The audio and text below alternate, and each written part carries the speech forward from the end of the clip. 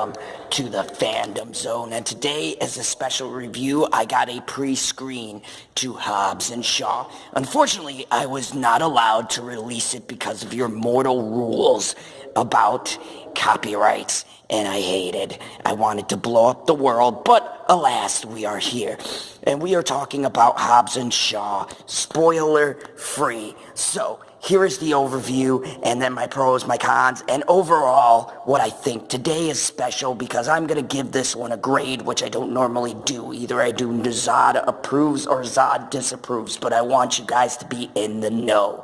So, first off, Hobbs Shaw is the story about the two offshoot characters of the Fast and Furious, Luke Hobbs and Deckard Shaw. And in this film, a particular sequence of events happens with Shaw's sister, who is introduced, and you've seen her in the trailer. I am not spoiling anything. They've sort of spoiled that with these previews. But, needless to say, Idris Elba plays the villain of the piece in this, and he comes along, and Shaw's sister obtains a virus that will infect numerous amounts of people.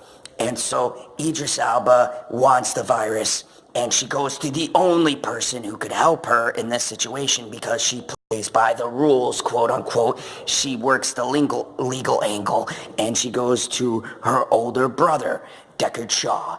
And in this, Shaw is partnered up with Luke Hobbs because the government wants to get this virus back, so they pair together the two most unlikely people in the world to work together in order to stop Idris Elba and his plan to destroy the world, essentially. It sounds cartoonish, but let me tell you about my pros.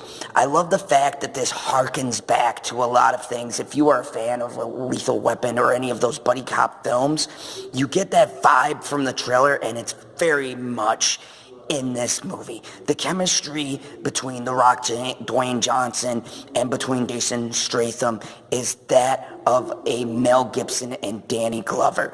I mean, and that's the highest praise I can give to this. Now, I'm going to explain something. The critics are going to pan the shit out of this film.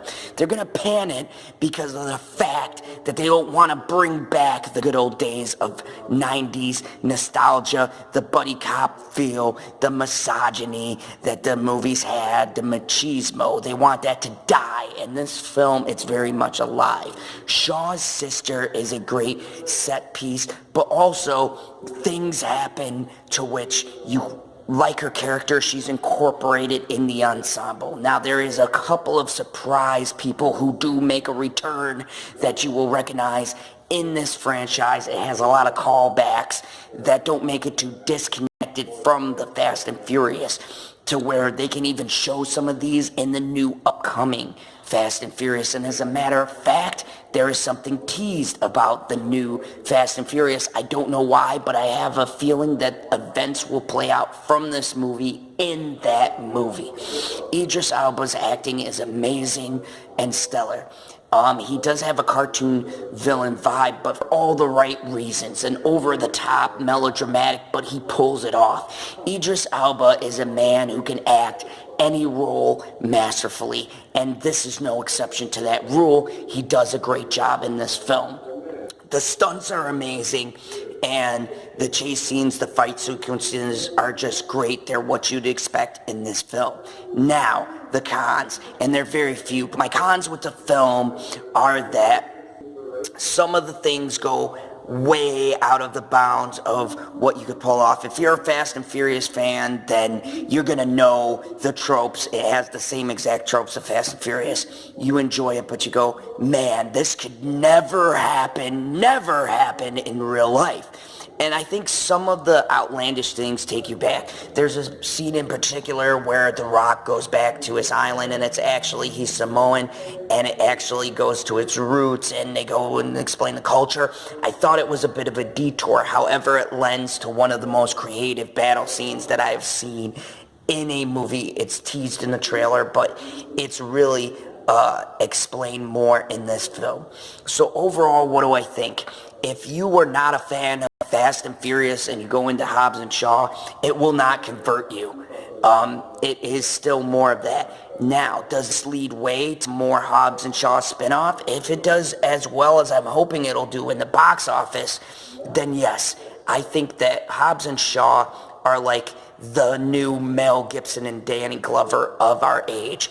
They are going to be the new duo, the Rush Hour, the Lethal Weapon, the fucking 48-hour duel that we have been looking for in cinemas. I think honestly they can elevate these roles to something just more than two set pieces in a Fast and Furious film. I think they can reach good heights. Do I think it does anything new and trend-setting? No.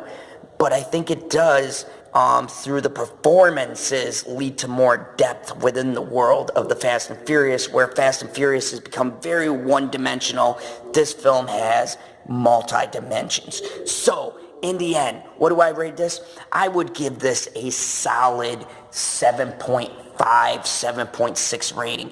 It's not reinventing anything. It's not breaking any new ground, but the performances alone almost put it near a 10 status. Almost to an 8 status. I mean, I waffled between giving it a solid 8, but when I do 8, 9, or 10, I'm thinking of things that are really breakout. I think this movie sets up for a lot of good things, but you need another movie to watch this duo really shine. So what's my analysis? Sod approves. Go see this movie. And once again, if you're new to the channel, click that subscribe button.